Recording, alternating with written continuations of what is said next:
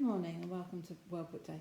And the book that I want to read for you is Charlotte's Web by E.B. White. And I love this book. It's all about a little girl called Fern, and with the help of a friendly spider, she tries to save her pig Wilbur from the usual fate of little pigs, which is, of course, to get eaten.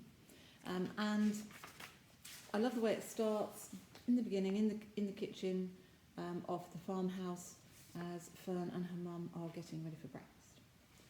Before breakfast. "Where's Papa going with that axe?" said Fern to her mother as they were setting the table for breakfast.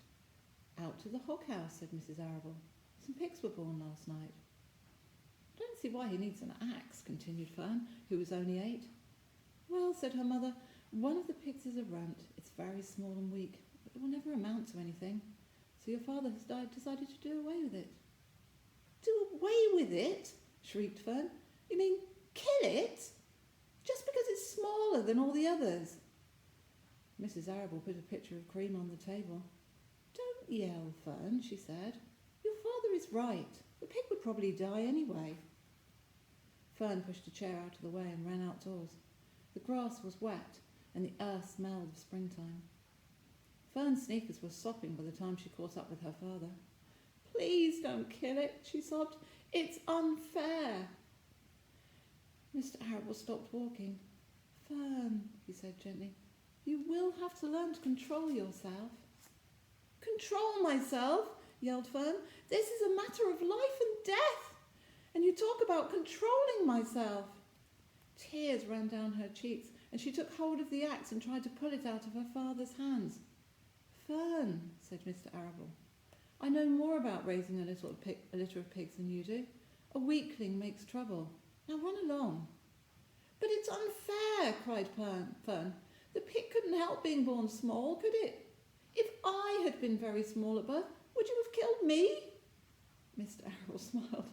"Certainly not," he said, looking down at his daughter with love. "But this is different. A little girl is one thing, a little pig is another." "I see no difference," replied Fern, still hanging on to the axe. "This is the most terrible case of injustice I have ever heard of." A strange look came over John Arable's face. He seemed almost ready to cry himself. "All right," he said. "You go back to the house and I will bring the runt when I come in. I'll let you raise it on a bottle, like a baby. Then you will see what trouble a pig can be." When Mr. Arable returned to the house half an hour later, he carried a box under his arm. Fern was upstairs changing her sneakers. The kitchen was set for breakfast. The room smelt of coffee, bacon, damp plaster and wood smoke from the stove. "Put it on the chair," said Mrs. Arable. Mr. Arable set the carton down at Fern's place. Then he walked to the sink and washed his hands and dried them on a roller towel. Fern came slowly down the stairs. Her eyes were red from crying. As she approached her chair, the carton wobbled and there was a scratching noise. Fern looked at her father. Then she lifted the lid of the carton. There inside, looking up at her, was the newborn pig. It was a white one, not a pink one like this one.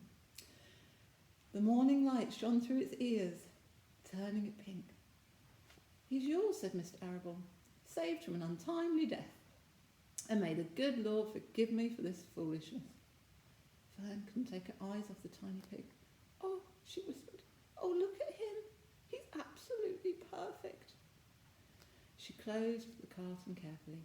First she kissed her father, then she kissed her mother, then she opened the lid again, lifted the pig out and held it against her cheek. At this moment her brother Avery came into the room. Avery was 10.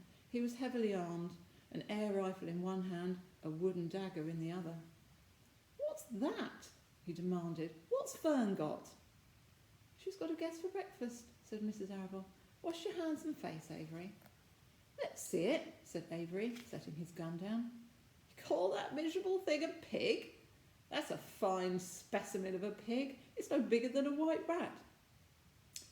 "Wash up and eat your breakfast, Avery," said his mother. "The school bus will be along in half an hour." "Can I have a pig too?" asked Avery. No, I only distribute pigs to early risers, said Mr. Arable. Fern was up at daylight, trying to rid the world of injustice. As a result, she now has a pig. A small one, to be sure, but nevertheless a pig. It just shows what can happen if a person gets out of bed promptly. Let's eat. But Fern couldn't eat until her pig had had a drink of milk. Mrs. Arable found a baby's nursing bottle and a rubber teat. She poured warm milk into the bottle, fitted the teat over the top, and handed it to Fern. Give him his breakfast, she said. A minute later, Fern was seated on the floor in the corner of the kitchen with her infant between her knees, teaching it to suck from the bottle. The pig, although tiny, had a good appetite and caught on quickly. The school bus honked from the road. Run, commanded Mrs. Arable, taking the pig from Fern and slipping a doughnut into her hand. Avery grabbed his gun and another doughnut. The children ran out to the road and climbed into the bus. Fern took no notice of the others in the bus. She just sat and stared out of the window, thinking what a blissful world it was and how lucky she was to have entire charge of a pig. By the time the bus reached school, Fern had named her pet, selecting the most beautiful name she could think of. Its name is Wilbur, she whispered to herself. She was still thinking about the pig when the teacher said, Fern, what is the capital of Pennsylvania? Wilbur, replied Fern dreamily. The pupils giggled and Fern blushed. I hope you choose this book and give it a read.